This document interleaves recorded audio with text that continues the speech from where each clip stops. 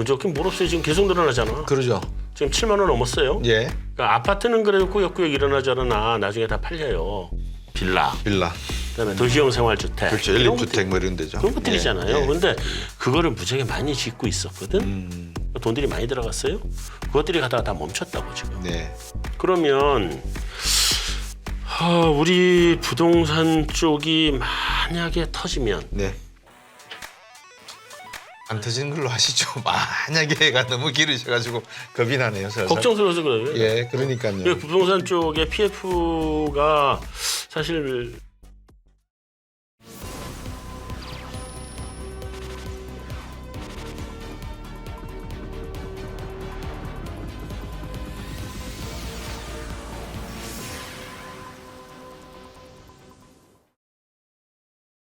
시중은행을 조사를 해서 스트레스 테스트겠죠. 이제 네. 아주 좋은 말로 이제 공식 얻었으면 국내 시중은행들이 가지고 있는 CS의 코코 채권에 대한 자산의 비율이 어느 정도인지를 스트레스 테스트를 해서 결과가 나왔다. 이거를 시중에 알려야 됩니까? 시중에 알리면 안 됩니까? 그러니까 그거는 정말 그 자의적인 그러니까 정책 당국의 예. 자의적인 판단에 의존할 수밖에 없을 것 같아요. 왜냐하면 레고 블락 사태도 그렇고 한국생명도 그렇고 시중에 언론에 딱 나오는 순간에 시장은 다 얼어붙었거든요. 시장은 무너지니까. 그렇다고 해서 그래서 또 말을 안 하면 네. 아무 일이 없는 것처럼 생각을 해서 또 그러니까, 마구잡이로 또 그렇죠. 할까 그러니까 알아야 했습니까? 될 권리와 예. 그다음에 시장 붕괴의 위험 사이에서 선택이잖아요. 네. 그러니까 그거에 대해서는 중앙은행의 판단을 예. 믿어줄 수밖에 없지 않을까. 이창용 은행장이 잘했다고 하셨으니까 그동안에. 네, 네. 그러면 제가 이렇게 질문 드려봐도 같은 질문일 것 같아요. 지금 그 우리 한상한 박사님도 그렇고 많은 경제 전문가분들께서 작년부터 이미 네. 대선 전부터 무슨 말씀을 하셨냐면 지방의 부동산 시장의 PF 대출이 위험하다라는 네. 말씀을 하셨어요. 네. 그러면 그거를 정확하게 한국은행이나 아니면 금융기관에서 금융위원회든지 감독위에서 네. 스트레스 테스트를 건설사를 대상으로 해보고 여기에 묶여있는 은행사, 시중은행들. 네. 왜냐 그러면 잘 아시지만 SB은행 같은 경우, SBB은행 같은 경우에도 시중의 4대 큰 은행들, 뭐 골드만삭스, JP모건, 모건스탠리 이런 은행들은 수익할 수 있는 상품들이 너무나 많지 않습니까? 투자도 해도 되고, 예대금 해도 되고, 보험 팔아도 되고, 바젤이니 4까지 나와 있으니. 근데 이런 저축은행급의 레벨들은 SBB들은 네. 할 수 있는 게 방금 말씀 주셨던 기업들 대상으로 해서 전문 특화시키는 방법. 그러니까 수익이 별로 없는 거죠. 그렇죠. 거기다가 보험사 같은 경우에는 금리가 0% 수준에서 제로금리에서 제로금리에서 할 수 있는 수익이 그렇죠. 얘들 다 먹고 그다음 순서 들어가고 그다음에 자기들은 뒤에 들어가니까 할 수 있는 게 또 없단 말입니다. 그렇죠. 그러면 보험사들 중에서 지금 말은 안 하고 있는데 미국 내 뭐 엄브렐라 뭐 이런 보험사들이 있지 않습니까? 네. 얘들이 또 갖고 있는 채권과 자산의 부실 가능성이 또 엄청나거든요. 그거는 미국 사정인데 우리나라 이야기를 너무 안 하니까 제가 언뜻 생각하기에 가면서 봐. 그럼 우리나라의 PF 대출에 숨겨져 있는 이 사실이 네. 얼마나 큰 폭발력을 가지고 있을까? 지연내관이 될까? 이게 지금 걱정이에요. 왜냐하면 가계부채하고 또 직결돼 버리지 않습니까? 그렇죠. 그런데 이제 예. PF가 얼마나 가지고 있을는지는 저도 이제 규모는 모르죠. 네. 얼마 전에도 어젠가도 보니까 우리 그 경제부총리께서 네. 사태가 심각하고 정부가 잘 모여서 관리하고 있다 뭐 이러고 나오대요. 예. 아니, 돈 액수는 대충 나온 게 작년에 저 레고 사태가 났을 때 올 네. 상반기 3월까지 돌아오는 채권 규모가 50조 플러스 알파다. 그래서 정부에서 50조 플러스 알파 준비하겠다 그랬고요. 그때까지 그 돌아오는 그 채권 총액이고. 총액이고요. 그러니까 이제 이 시장이 얼어붙었으니까 모든 채권이 다 그렇죠. 차환이 안 되니까. 안 되니까. 근데 지금 최근에 나온 이야기는 90조 플러스 알파까지 나왔어요. 이제 연말까지 가면 이게 130조 플러스 알파라는 이야기도 있거든요. 그러니까 이제 그래서 이제 여쭤보는 겁니다. 예. 그 중에 이제 실제 본질적인 문제가 되는 게 이제 뭐냐인데 네, 네. 그게 뭐가 본질적인 문제인지를 모르니까 모든 채권이 다 도매금으로 넘어가는 그렇죠. 거잖아요. 이제 그 부분이죠. 그 부분이 이제 명확하게 예. 아까 이걸 까야 되느냐 말아야 되느냐의 네. 본질적인 문제인데 네. 네. 지금은 그거를 이제 열면 네. 엑스포저가 그러니까 노출이 많은 금융기관이 이제 위험해지는 상황이잖아요. 그렇죠. 그렇죠. 그리고 그게 이제 뭐 여러 군데다 뭐 이렇게 되면 이제 문제가 심각해지니 네. 정부가 이제 못 가는 거고 옛날에 외환위기나 이런 때 경험을 제가 빗대서 말씀을 드려보면 예. 이런 것 같아요. 정부가 뛰어들어가서 네. 사태를 처리할 준비가 됐으면 네. 오픈. 그리고 그러니까 예를 들면 우리 금융기관이 뭐 예를 들면 100개다. 예. 근데 그중에 뭐 한 2개, 3개 정도 문제고 나머지는 괜찮다. 그럼 까고 돈 들고 들어가서 2-3개를 갖다 싹 정리해서 순식간에 해쳐버리면 네. 사태는 더 이상 안 벌어지죠. 안 부러지는 게 아니라 그만한 희소식이 어디 있습니까? 그러니까. 예. 근데 만약에 이게 생각보다 범위가 커. 근데 깠어. 근데 이거를 열었어. 돈 들고 들어가서 그러니까 해결할 수 있는 준비가 안 돼 있어. 예. 못 열죠. 예. 그러면 이제 사태를 차분차분 이게 덮어가면서 이게 풍선에서 바람을 살살 빼는 형태로 예. 갖고 가야 정리가 되지 않겠어요? 그러니까 예. 그거에 대해서는 우리가 이거를 까는 게 좋으냐 아니면 뭐 그러지 않고 이렇게 덮고 살살 가는 게 좋으냐는 전 100% 그건 정책적 판단이다. 그래서 그 부분에 대해서는 우리 관련 당국자들, 이제 뭐 장관도 계시고 뭐 원장도 계시고 뭐 여러 있을 텐데 네. 이런 분들의 판단을 현재로서 믿을 수밖에 없지 않느냐라는 생각인데 예. 좀 걱정은 그 걱정은 있어요. 왜 지금 미국에서 얘기 안 한 지금 숨어 있는 폭탄이 뭐냐면 MBS 아니에요. 그렇죠. MBS가 규모가 무지하게 클 텐데 네. 이게 서브프라임 사태 때 터진 거는 MBS의 그 부실 등급, 서브프라임 등급의 채권들을 트리플 A로 바꿔서 유통하다가 문제가 돼서 이제 그건 다 못하게 막아버린 거 아니에요. 네. 그게 구조화 채권이 돼서 문제가 될 일은 이제는 없긴 없다. 없지만 예. 그 사이에 아까 말씀하셨던 것처럼 돈을 얼마나 풀었어요. 네. 그러니까 서브프라임 때 풀었던 거를 제대로 빨아들이지 못하고 또 풀었거든. 네. 그 지금 요즘 조금 빨아들인다고 하다가 지금 이제 멈춰야 돼요. 예. 그러니까 돈을 못 빨아들여요. 지난번에도 그렇고 이번에도 똑같아요. 네. 빨아들이지 못해. 예. 못하는데 그렇게 돈을 뿌리는 동안 미국 주택 가격은 무지하게 올라갔고 네. 그다음에 요즘 뭐 신규 주택 가격은 이제 떨어지기 시작했어요. 지금 내가 알기로는 가격이 충분히 안 빠졌거든. 그럼 그쪽에서 가격 빠지기 시작하고 네. 미국에서 MBS 문제 되기 시작하면 네. 우리나라 아이고야. 전이 됩니다. 예. 옆집에 집값 떨어지는데 우리 집은 집값 올라갈 것 같아요? 그렇죠. 우리 서브프라임 사태 터져서 미국에서 집값 빠진 거고 우리 가게는 건전했어요 그때. 우리도 집값은 폭락했다고요. 똑같아요. 그래서 네. 이번에 미국에서 그 문제가 이제 만약에 문제가 불거지면 우리나라 부동산의 사태가 이제 한번 또 올 거고요. 네. 그다음에 이제 많은 분들이 몇 달 전까지만 해도 우리 부동산 괜찮아 이 떠들던 논리 중에 하나가 미분양이 네. 2만 호밖에 없다. 예. 근데 서브프라임 사태 때 보면 뭐 10몇만 원이었다. 그때 한 20만 원 가까이 갔었어요. 서브프라임 예. 사태 때. 예. 중공업 미분양도 꽤 됐어요 그때는. 네. 이번에 우리 2만 원밖에 없으니까 문제 없다. 문제 없긴 뭘 없어요. 지금 계속 늘어나잖아. 그러죠. 지금 7만 원 넘었어요. 예. 맞습니다. 그다음에 뭐 원희룡 장관 얼마 전에 뉴스에서 나오는 거 봤더니 10만 원까지는 버티겠다. 그나마 좀 10만 원도 넘어요. 예. 거기다 지금 우리 부동산 쪽에서 최고 문제가 많이 되고 있는 게 도시형 생활주택들. 네. 그러니까 아파트는 그래도 꾸역꾸역 일어나잖아. 나중에 다 팔려요. 근데 도시형 생활주택이라고 한 것들이 이게 집값이 너무 비싸니 예. 주택 장만을 못하던 사람들이 밀려서 가는 데가 빌라. 그다음에 도시형 생활주택. 그렇죠. 이런 연립주택 뭐 이런 데죠. 그런 것들이잖아요. 예. 예. 그런데 그거를 무지하게 많이 짓고 있었거든. 그리고 그게 분양이 잘 됐기 때문에 거기에도 자금이 많이 들어갔었어요. 네.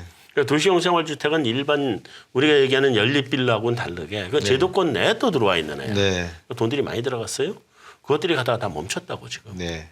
그러면 우리 부동산 쪽이 만약에 터지면 네.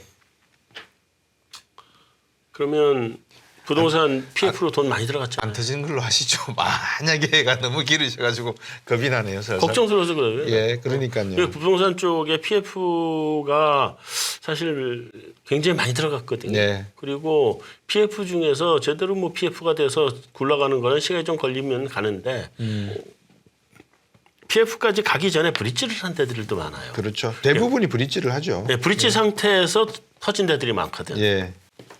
그렇죠. 그러면 이제 그쪽이 사실은 좀 제일 걱정되는 부분이고 좀 하여튼 그런 부분들이 지금 아직은 안정되지 못한 상태고. 네. 그 시청 여러분께서 이제 PF 대출의 부실 문제를 할 때 어떤 구조인가를 제가 대충 말씀드리면 이렇습니다. 이제 시행 시공을 하는데 보통 시행 단계에서 땅을 매입을 합니다. 예를 들어서 100평 매입을 했다. 근데 100평 값을 다 주지를 않습니다. 한 평 값을 주고 계약은 합니다. 그럼 100만 원을 줘야 되는데 한 10,000원을 주고 계약을 하고 나머지 99만 원은 대출을 일으키죠. 대출을 일으키면서 시공사를 이제 모집을 하게 됩니다. 그럼 이제 시공사 예를 들어서 무슨 건설이 여기에 집을 짓고 뭐 아피스텔을 짓고 상가를 지으면 분양이 잘 되겠다 싶으면 이제 좋은 건설사들이 들어와서 건물이 올라가니까 분양하는 데는 걱정을 하지 않습니다. 그러면 시행했던 사람은 10,000원 투자해서 99만 원 플러스 알파를 벌기 때문에 큰 돈을 번다. 근데 이제 문제는 지금 같은 이 PF 대출이 부실화될 가능성이 분양이 안 돼 버리니까. 또 어떤 이야기를 제가 어제 들었냐면요. 분양을 완판을 했는데 네. 금리가 올라가니까 나 안 들어갈란다 이런 사람들이 많이 나온대요. 취소. 계약 취소. 계약 취소가. 네, 그래서 서브프란 때도 무지하게 많이 나왔어요. 예. 그래서 이제 그 부분이 바로 PF 대출의 부실화 부분과 연계되어 있다 이렇게 보시면 되고요. 자, 지금까지는 이제 미국 경제의 어떤 금융 부분, 어떤 부실 가능성이 결국은 서프라임 사태처럼 금융 문제가 실물 경제로 전이되는 과정을 보셨지만 지금도 SBB나 CS가 금융 사태입니다. 아직 실물 경제는 코로나19로 인해서 공급 사슬, 생산 가치 사슬이 무너져서 아직 복원이 안 돼 있지만 그래도 실물 경제는 금융으로부터 직접적인 영향을 아직 안 받고 있습니다. 근데 만약에 금융이 깨졌다. 그다음에 이제 실물이거든요. 자, 그러면 이제 우리 또 한상한 박사님께 여쭤봐야 되는 게 이 부분입니다. 5개월 전에 나오셔가지고 네. 금리 4.5 네. 이거 올라가면은 큰일 난다. 네. 이거 못 버틴다 우리가. 네. 그럼 지금 얼마입니까? 지금 4.5를 넘었죠. 넘었죠. 네. 못 버티겠네요. 일단 이게 이제 미국 경기의 기준이었고 미국이 이제 재채기를 하면 우리도 이제 우리가 코로나가 걸리니까 그렇죠. 이제 미국이 지금 재채기 단계냐 아니면 미국이 코로나 걸린 단계냐 이걸 봐야 되는데 지금 그 아직 실물이 튼튼하죠. 소비는 좋죠. 금리는 무지하게 올렸는데 예, 노동시장이 좋으니까. 실물이 잘 돌아가. 예, 예. 그러니까 미국 괜찮네 이런 생각들을 하고 파월이 그동안 계속 금리를 올렸던 배경이 그거죠. 네. 그래서 이제 파월 의장이 경제를 모른다라고 제가 얘기를 하는 건데 네. 금리 지금 올리면 6달 뒤, 1년 뒤에 효과가 나오는 건데 그렇죠. 지금 오늘 올리고 한 달 뒤에 아이 괜찮아 또 올려 이럴 게 말이 안 되는 소리잖아요. 네. 근데 그런 식으로 올렸죠. 근데 이번에 미국의 생산자 물가 지수 나올 때, 네, BPI. 네, PPI 생산자 물가 지수 나올 때 엠파이어 스테이트 제조업 지수도 나왔어요. 예. 마이너스 25가 나왔어요. 예. 마이너스 25요? 네. 제조업 지수. 그럼 뭐 소비자 물가가 조만간에 2%로 떨어지겠는데요. 2%가 뭐예요? 지금 경제가 망가지는 거지. 그렇죠. 네. 지금 미국 경기가 서비스업이 좋은 거 아니에요. 그렇죠. 서비스업이 튼튼하고 거기가 고용이 좋고 뭐 이래서 뭐 미국 경제는 문제 없고 서비스업은 후행이에요. 알잖아요. 그렇죠. 예.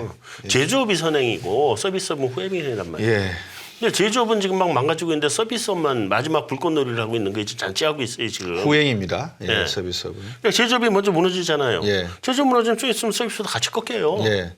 그러니까 IRA 만들고 칩스 법안 만들어서 제조업을 다시 일으키자는 거예요. 그런 거죠. 예. 그런 건데 참 이쪽에서 제조업은 계속 경기가 꺾이는 시그널이 계속 나오고 네. 선행 지표가 계속 안 좋게 나오는데 예. 아직까지 이 후행 서비스업 때문에 버티고 있는 거거든요. 마치 경기가 좋은 아직까지 것처럼. 좋은 것처럼. 근데 좀 있으면 이제 서비스업도 꺾여요. 네. 그럼 미국 경기는 조금씩 꺾인다. 그래서 지금 연준의 미국 경제는 좋다는 발표에도 불구하고 네. 채권 시장의 채권 금리 10년물 이런 거 경기잖아요. 네. 그건 이미 3.5가 깨져서 그 밑으로 내려왔죠. 예. 기준금리하고 지금 101% 이상 차이가 지금 벌어져 버렸어요. 네. 그다가 3개월물은 기준금리로 붙어 있는데 3개월물 기준금리니까. 네. 2년물은 3% 단위예요, 그거? 그렇죠. 그러면 1년 내에 금리 인하를 이미 반영하고 있는 거 아니에요? 그렇죠. 1년 이내에 미국 기준금리를 인하할 수밖에 없다. 그럼 뭐예요? 그럼 경기는 무너진다. 1년 무너진다. 이내에. 1년 이내에. 미국 경기는 이렇게 무너진다고 보시는 게 맞을 것 같고요. 네. 우리도 경기는 안 좋을 것 같고 다만 한 가지 이제 기대를 해보는 거는 지금 중국이 경기를 살리려고 애를 쓰잖아요. 네. 엊그제 또 지준율 또 인하했죠. 그렇죠. 25bp 25bp, 예. 했고. 그러니까 이제 중국이 경기를 살리려고 노력을 하는데 그게 아직은 효과가 안 나오거든요. 그런데 제가 생각하기에는 하반기쯤 가면은 중국의 경기 부양 효과가 네. 조금씩 나오지 않을까. 예. 중국이 지금 그동안 계속 안 좋았잖아요. 물가도 낮고. 중국은 PPI가 마이너스가 나오니까. 그렇죠. 그럼 중국은 그쪽 뛰어서 경기를 살릴 수 있는 여력이 있거든요, 지금. 네. 그래서 중국이 경기를 살리는 노력을 하고 있고 네. 마스크 벗어도 된다고 했는데 사람들이 마스크 벗고 활동하는 데는 시간이 좀 걸리잖아요. 네. 지금도 우리 마스크 벗어야 된다 그래도 나 마스크 끼고 쓰고 다니는 거 다니죠. 아니에요. 예. 이거 시간이 걸리거든요. 네. 그래서 하반기쯤에 중국이 살아나면서 우리가 상대적으로 조금은 좀 숨은 쉴 수 있는 정도 되지 않겠나. 만약에 이제 우리나라 경제가 그 정도로 어느 정도 1% 중후반대로 계속 간다고 치면 결국은 이제 다시 또 미국 연준의 금리 인상 방향이 네. 제가 볼 때는 올리기는 어렵지만 네. 그렇다고 해서 내리지도 않겠다라는 이야기를 한 것 파월이 같거든요. 했죠. 예. 네.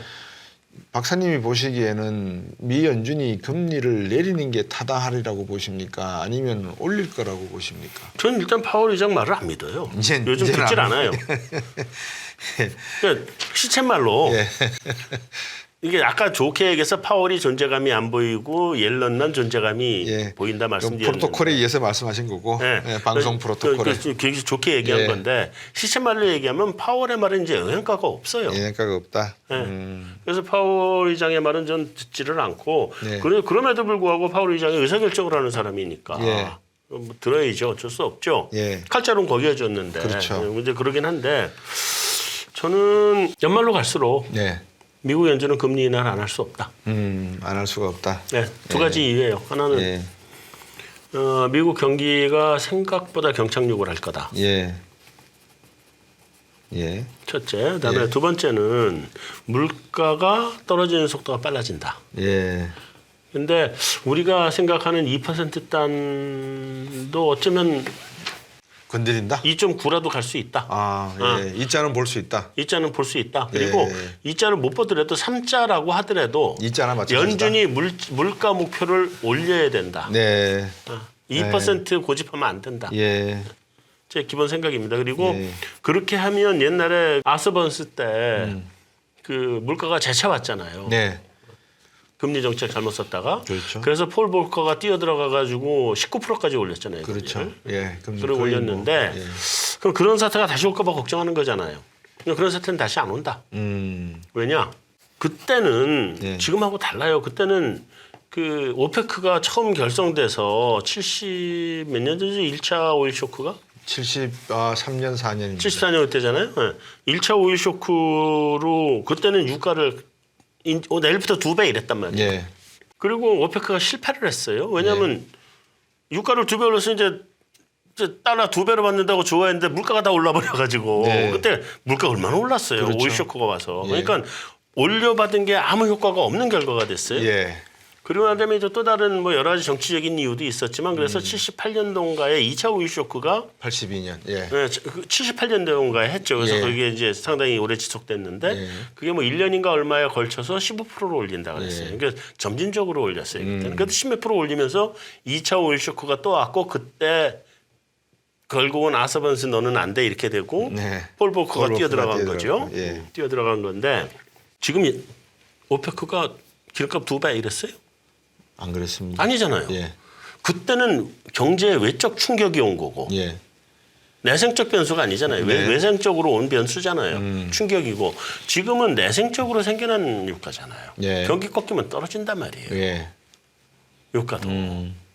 괜히 떨어질 수밖에 없어요. 그래서 지금 뭐 인플레이션이 다시 간다? 아니 돈 많이 풀렸으니까 인플레이션 다시 갈까 봐 걱정하는데 우리 곽 교수님 잘 아시지만 돈이라고 하는 게 네. M1을 갖다가 뭐 갑자기 겁나게 많이 풀어도 네. 유통속도 떨어지면 네. 아무 소용없는 거 아니에요? 방금 말씀하신 게 이제 소위 말하면 그 언젠가 한번 제게도 강의를 해주셨는데 MMT 네. 현대 화폐 이론이거든요. 현대 통화 이론이죠. 현대 통화 이론. 그러니까 돈은 뭐 찍어낼 수 있으면 마음대로 찍어내도 된다. 그 돈 찍어낸다고 해서 인플레이션 발생하는 거 아니다. 아니죠. 문제 막을 수 있으면 찍어라. 네. 그죠? 그리고 또 지금 세상이 예. 모든 사람들이 이게 다 이걸 잊어먹은 것 같은데 네. 이제 금리 올릴 수 있는 세상이 지났어요. 못 올려요. 우리 예. 그러니까 이 경제 성장이 고용을 창출해 주던 세상이 아니잖아요. 이제 더 이상. 예. 그다음에 중국이 고도 성장하는 세상도 아니에요. 중국이 한동안 중국이 고도 성장을 해줬잖아요. 예. 그러니까 전 세계 중국 때문에 전 세계에 창출된 일자리도 굉장히 많단 말이에요. 근데 예. 고도 성장해 주는 데도 없고 사람이 이제 점점 기계화, 기계의 부속품으로 바뀌어가는 세상이 왔는데 네. 여기가 급여가 그렇게 많은 데가 아니잖아요. 그렇죠. 그러면 고금리로 이 경제를 어떻게 끌고 가요? 그 금리를 낮추고 왜냐하면 돈 버는 데는 따로 있어요. 네. 그러니까 소위 우리 뭐 전 마르크스 경제학을 한 사람은 아닌데 네. 마르크스가 맞는 면도 많이 있으니까 예. 마르크스의 말에 의하면 앞으로 자본가와 노동자 계급 간의 격차가 점점 계속 벌어진다고 했는데 네. 지금 벌어지고 있잖아요. 네. 앞으로의 자본가는 AI 가지고 있는 사람은 자본가고 드론 타고 다니고. 그렇죠. 예. 다음에 플랫폼을 가지고 있는 사람이 자본가란 말이에요. 예. 이쪽에서 돈을 버는 경제적 집중이라는 게 훨씬 더 심해져요. 네. 가면 갈수록 심해져. 산업혁명 때보다 훨씬 더 심해진다고. 그렇죠. 더 빠르게, 더 강하게 가겠죠. 더 강하고 그다음에 격차는 더 벌어지고. 네. 자, 이거를 갖다가 여기에서 돈을 이거 죽일 수는 없잖아요. 그래서 가게 해야지. 여기서 돈을 걷어서 이쪽으로 넘겨주는 게 정부의 일이잖아요. 네. 그걸 어떻게 옛날에 세금 가지고 했는데 세금만 가지고 안 되니 네. 이제 통화살포해서 이쪽으로 넘겨주는 거잖아요. 근데 통화살포는 우리 고 박사님 항상 주장하는 그거지만 문제가 통화살포를 하면 왜 소위 시쳇말로 동족방뇨가 돼서 언발에 오줌 넣게 돼서 당장은 따뜻한 것 같지만 네. 시간이 지나면 격차가 더 벌어지는 게 통화 네. 정책이죠. 네. 그러니까 그 문제가 있긴 하지만 그럼에도 불구하고 금리를 갖다가 세게 올릴 수 있는 세상은 아니다. 근데 이 나라 은행들은 왜 이렇게 금리를 세게 올려가 20%씩 받고 그럽니까? 그거는 그 은행들은 돈벌이 하니까 그거는 김대중 대통령 굉장히 존경하는 분이에요. 존경하는 분인데 그분이 외환위기를 잘 넘겼죠. 네. 외환위기를 넘기는 과정에서 은행을 과점화시켰잖아요. 네. 근데 그때는 그 수밖에 없었죠. 방법이 없었어요. 매각도 해야 되고. 네, 다음에 내가 그때 그 우리 현대그룹에서 시중은행에 나가려고 네. 검토를 많이 했었어요. 그때 검토하는 팀에 들어가서 내 일을 했었거든. 네. 그래가지고 우리 시중은행들이니 뭐니 이런 데에 그 자기자본 비율, 네. 은행의 자기자본 비율 보고서 전부 다 보고 다 분석 다 했어요. 네. 막 마이너스 10%, 20% 막 이랬어요. 이야, BIS 비율이 대단했다 그죠? 예. 다 두 자릿수를 넘어 마이너스가. 그러니까 DJ 정부에서 어쩔 수 없이 과점화를 갈 수밖에. 은행들을 정리를 하고 네. 그 굿뱅크 배드뱅크 갈라서 배드뱅크 떼내고 사실 그때 배운 것도 많네. 굿뱅크 배드뱅크 다 그때 배운 용어네. 네. 다 정리해내고 이게 과점화해서 얘들이 살 수 있도록 만들어준 거잖아요. 네.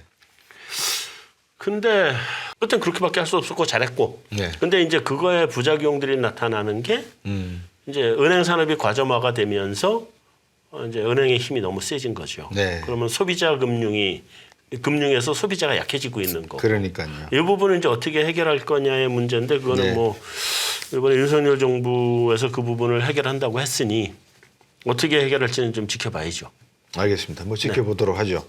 그리고 최근에 이제 환율도 많이 아까도 환율 잠깐 언급해 주셨습니다만 환율이 좀 떨어지고 있는 상황이라서 오늘 현재 시간으로 어떻게 보십니까? 환율은 우리 뭐 기업도 민감하고 우리의 자산 뭐라 그럴까요? 부채의 어떤 부실화의 가장 중요한 지표가 되는데 어떻게 보십니까?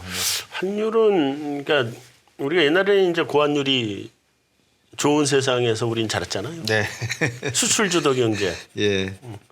환율 높으면 수출 잘 되고. 그렇죠. 그다음에 수입은 잘 안 공식이죠, 되고. 공식. 예. 그다음에 우리 해외 놀러 못 가니까 여행 경비 지출 별로 안 되고 예. 외국인 많이 놀러 들어오니까 한도가 있었죠 그때. 여행 수지 흑자나고. 네. 그 고환율 하다가 망한 게 강만수 장관 아니에요? 예. 그때 우리 외환위기 날 뻔했죠. 예. 강만수 장관을 맡았는데 이성태 총재가 잘 중심을 잡고 잘해줘서 외환위기 안 넘어갔는데. 네. 벌써 한 지나간 15년 얘기. 흘렀네요. 그러니까요. 지나간 얘기죠. 자, 환율은 높은 것도 좋은 것도 아니고 낮은 것도 좋은 것도 아니고 그냥 안정되는 게 최고거든요. 네. 요즘 환율이 좀 심하게 널뛰기를 했죠. 1,100원 하던 게 갑자기 1,400원대를 가버렸었습니다. 네. 1,500원을 찔까 말까도 고민했더라고요 보니까. 그랬었죠. 예. 그런데 이제 1,300원대 내려왔다가 지금 1,200원까지 왔는데 네. 사실은 우리 원화 환율은 수출도 무역 적자도 나고 뭐 계속 그런 문제도 있긴 했는데 네. 기본적으로 환율이 올랐던 거는 달러 강의 영향이 컸던 거잖아요. 네. 그러니까 이제 달러 강의 세상은 이제 끝나지 않았어요. 끝났다. 네. 그렇죠. 네, 돈을 계속 찍어낼 테니까. 금리 인하도 들어가야 될 거고. 참 잊어버리기 전에 리디노미네이션 해야 되나요? 말아야 되나요? 우리요? 예. 그럼 못하러 해요. 못해요?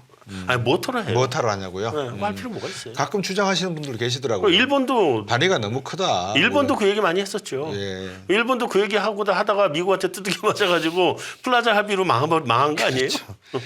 그때도 일본도 예. 100대 1로 하자 했었죠. 했었어요.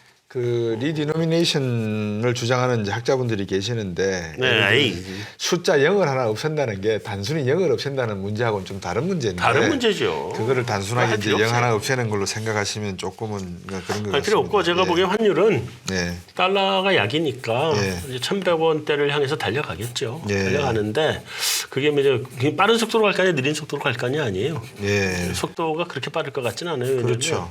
우리가 지금 무역 적자가 지금 계속되고 있어서 네, 속도는 12개월 연속이니까. 좀 느릴 것 같긴 해요. 예. 근데 하반기 되면 뭐 좀 해외 여행 가기 좀 좋은 여건이 만들어지지 않을까? 근데 하반기 되면 좀 환율 문제도 어느 정도 안정되고 금리 네. 문제도 안정이 되고 미국이 워낙 저번에도 뭐 우리 한 박사님도 그렇고 많은 전문가분들 중에서 이제 시청자분들이 이 뭐 제가 평가는 할 수 없습니다만 경제를 하시는 분들 중에 일관성을 갖고 계시는 분들의 말씀을 귀 기울여 보면 이 환율이나 금리의 방향이 어떤 방향으로 간다라고 하는 거를 한 몇 개월, 몇 년 전부터 쭉 일관적으로 이렇게 말씀해 오신 분들이 있어요. 그분들의 말씀에 귀를 기울이면 아마 여러분들이 참고해야 될 경제 전문가가 누군지는 쉽게 뽑아내실 수 있는데 금리도 그렇고 경제 성장률도 그렇고 환율도 그렇고 제조업 경기 모든 것들 부동산 이런 것들이 결국은 제가 보기에 미국의 앞으로 정책, 금리 정책이 어떤 방향으로 갈 것인가. 제가 그런 비교를 한번 했었습니다. 한 박사님. 젠가 게임 있지 않습니까? 네. 젠가 게임에서 나무 하나하나씩 뽑아내잖아요. 네. 그 잘못 뽑아내면 왕창 무너지지 무너지고 않습니까? 잘 뽑으면 버티는 거고. 거고. 네. 지금 그 게임을 하고 있다 이렇게 그런 비교를 한 적이 거죠. 그런 있었거든요. 거죠. 네. 그러면 우리나라에서 이 젠가 게임에서 잘못 뽑았을 때 다 무너지는 게 무엇이다. 경제 정책에 있어서 네. 무엇이라고 보십니까? 금리입니까? 환율입니까? 부동산입니까? 가계부채입니까? 아니면 정부의 신뢰도입니까? 뭐라고 보십니까?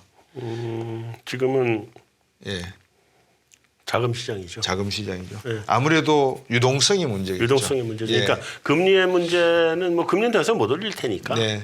금리의 문제는 올려봐야 뭐 한국은행이 미국 연준도 멈추는데 한국은행도 멈추는 거죠. 그러니까 만약에 레고블락 사태가 터진다든지 네, 레고 또는 사태, 레고랜드 사태. 예, 레고랜드 사태, 그다음에 흥국생명 같은 사태가 난다면 저번에 정부가 대응했던 것처럼 네. 즉각적으로 필요한 유동성은 정부가 책임지고 던지겠다. 박아야죠. 박아야 된다. 이런 이야기가 바로 튀어나와야지만 시장은 유동성의 경색에 의한 네.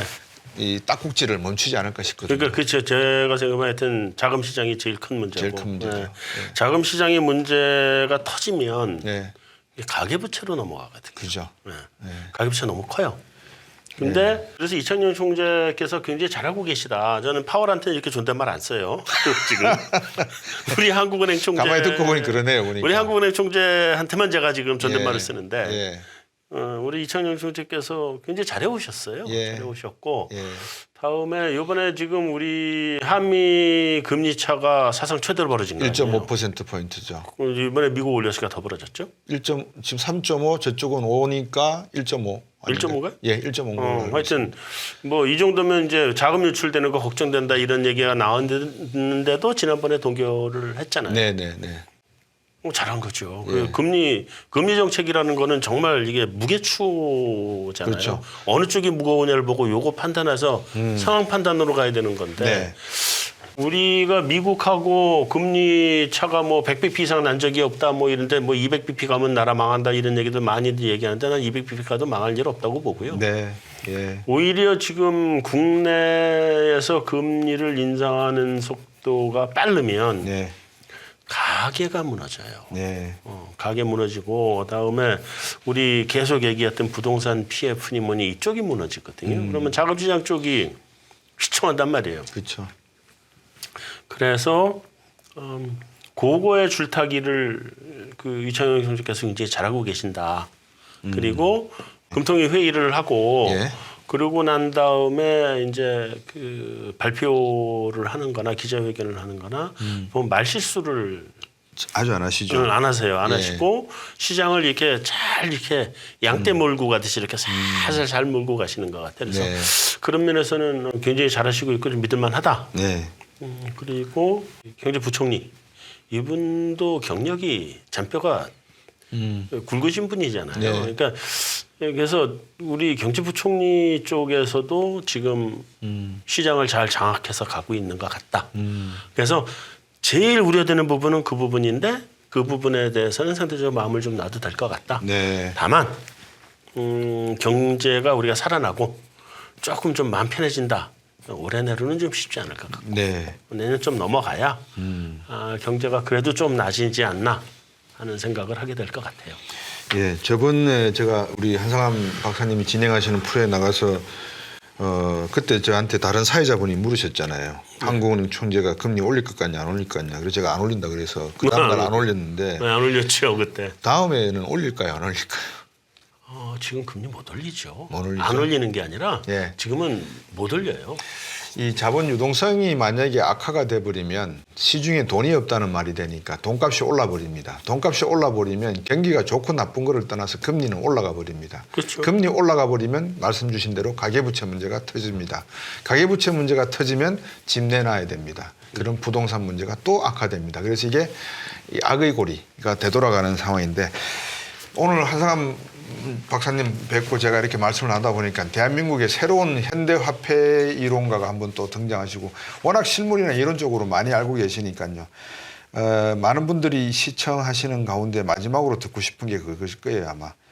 투자 어디다 해야 됩니까? 이 와중에도 저는 돈 좀 벌고 싶습니다. 비용을 아끼는 것도 투자의 성공입니다. 그러니까 수익을 내는 반드시 낼 필요는 없지 않습니까? 수익을 내야죠 지금은. 지금은 내야 된다. 그러니까 네. 제가 2년이 좀 넘었네요. 제가 네. 트리플 버블 책 쓴 게. 그렇죠. 2년 넘었죠. 그때는 돈 뺄 준비하라고 그러셨죠. 얘기했잖아요. 현금 가지고 계시라 그랬죠. 네. 예. 지금 이제부터는 현금 가지고 있으면 안 되는 때가 오기 시작하는 것 같아요. 지금은 조금 일러. 네. 좀 직접적으로 말씀드려볼까요? 집 사야 돼요, 말아야 돼요? 조금 있다. 조금 있다가. 조금이 왜냐면- 어느 정도입니까? 아니, 방금 본인이 얘기를 해놓고 왜 이러세요? 아니, 조금 있다가 방금 어느 정도입니까? 이제 자금 시장 잘못되면 가계부채 문제되고 가계부채 문제되면 부동산 시청자분들은 그 말씀을 이렇게 또 탁 오픈해서 드리지 않으면 또 헷갈려 하셔서 제가 조금 더 도와드리려고. 아니 근데 그게 이제 언제냐 이거는 저도 말을 못 하시고. 언제지 어떻게 알아요? 근데 아시고 계시지만 책임은 아니 그게 아니라 투자는 각자의 책임이. 아니 그게 아니라 예. 아직은 좀 이르다. 이르다. 근데 그러면 언제가 바닥이니까 이제 사세요. 그건 언제 올지 어떻게 알아요? 몰라. 저는 이야기할 수 있을 것 같아요. 뭔지? 지금 20%는 떨어졌거든요. 최고점 대비. 네. 그러니까 많은 전문가들이 40에서 50% 떨어질 때가 온다 그러거든요. 네. 그러면 30%포인트 떨어져야 돼요. 그러니까 아직도 아니니까 언제쯤이냐라고 하면 집값이 최고점 대비 40에서 50이 떨어졌을 때. 그럼 그때가 안 오면 어떡하냐? 그건 제가 책임지지 못하겠습니다. 그러니까 얘기하지 말아야지. 예. 하여튼 뭐 제가 우스갯소리 한번 해봤고요. 네. 뭐 주식이나 이런 쪽에서는 어떻습니까? 이제는 슬슬 위험 자산으로 옮겨갈 준비를 하시는 것도 좋을 것 같아요. 예. 네, 저는 뭐 기본적으로 그렇게 생각을 하는데 예. 그렇다고 뭐 제가 또 뭐 매수를 또 권유나 추천할 수도 없는 문제니까. 그렇죠, 그렇죠. 네, 예. 근데 굉장한 사람들은 그런 거 하면 안 되죠. 어쨌든 뭐 확실한 거는 지금은 주식시장도 그렇고 경기도 그렇고 바닥을 지나가고 있다. 네. 예. 근데 언제 이게 그러면 이제 우리 투자를 들어갈 거냐 이거는 제가 말씀을 드리지 못하지만 예. 한 가지만 이게 이제 조언을 드리면 네. 주식시장은 네. 경기와 통화 정책을 선행을 합니다. 예. 그러니까 미국 금리가 올라가고 있는데 미국 주식시장도 지금은 올라가잖아요. 네. 그건 통화 정책이 끝나간다고 보는 거거든요. 그러니까 먼저 올라가는데 작년에 막 올릴 때는 떨어졌잖아요. 네. 그러니까 작년엔 반대로 갔는데 지금은 같은 방향으로 간단 말이에요. 그러니까 통화정책의 거의 끝이 보이니 주식시장이 좀 선행을 하는 거죠. 네. 우리도 마찬가지일 거고. 네. 그래서 그런 면에서는 통화정책은 선행을 한다. 네. 채권 금리도 선행을 해요. 네. 근데 채권 금리가 지금 뭐 미국 국채 기준으로 10년물이 한 3.5 이렇게 갈 거예요. 얼마 전에 4% 넘었었는데. 넘었었죠. 네. 좋긴 그때가 제일 좋았는데 예. 채권 금리가 앞으로 좀 더 떨어질 거예요. 그렇다는 얘기 채권 가격이 올라간다는 얘기잖아요. 네. 이게 채권 투자도 괜찮다. 괜찮다. 이제 시스템 위기가 오는지 안 오는지는 잘 봐야 된다. 네. 근데 뭐 괜찮다. 부동산. 예. 투자할 수 있는 건 몇 가지 없으니까. 네, 네. 근데 부동산은 일반적으로 경기에 후행을 해요. 네. 선행하질 않아요. 그렇죠. 그러니까 경기가 완전히 뭐 다 막 무너졌네, 뭐하네, 죽네, 사네 이 소리가 나오고 난 뒤에 부동산 바닥이 와요. 그렇죠. 네. 그래서 제가 부동산을 매수하는 시기에 대해서 아직은 내가 말씀을 못 드리겠다. 왜냐하면 경기가 어떻게 가는지 아직은 좀 더 봐야 되니까. 네. 네. 그런 거 말씀드리는 거고 이쪽 주식이나 채권이나 이런 쪽은 통화정책에 따라가거나 통화정책을 선행해 버리니까 그거는 뭐 타이밍을 잘 보시면 좋을 것 같고 네. 하여튼 그 시간상으로는 그런 흐름으로 간다. 네. 네. 시청자 여러분, 오늘 한상한 박사님하고 말씀을 나눴는데 2.1 지속가능연구소 소장이시기도 합니다. 이 지속가능하다는 게 참 단어가 쉬워서 그렇죠. 이 지속가능한다는 게 얼마나 힘든 내용인지는 시청자 여러분들께서 잘 아시고 계실 겁니다. 사실 2년 전에 트리플 버블 책을 쓰셨을 때 이 책을 쓰기 제가 보기에는 한 1년 전부터 아마 이런 상황을 예견을 하셨을 겁니다. 그래서 책을 쓰기로 하셨고 시장에 경고를 주셨고 투자하는 개개인에게 도움을 주시려고 했을 것 같습니다. 오늘 출연해 주셔서 주신 말씀에 저는 힌트를 얻었거든요.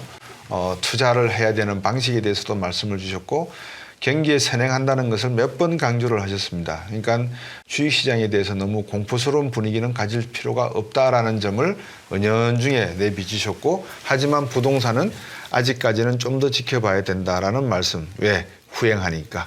요거를 참고로 오늘 마무리로 말씀을 드리고 인사드리도록 하겠습니다. 다음 주에 뵙겠습니다. 감사합니다. 수고하셨습니다.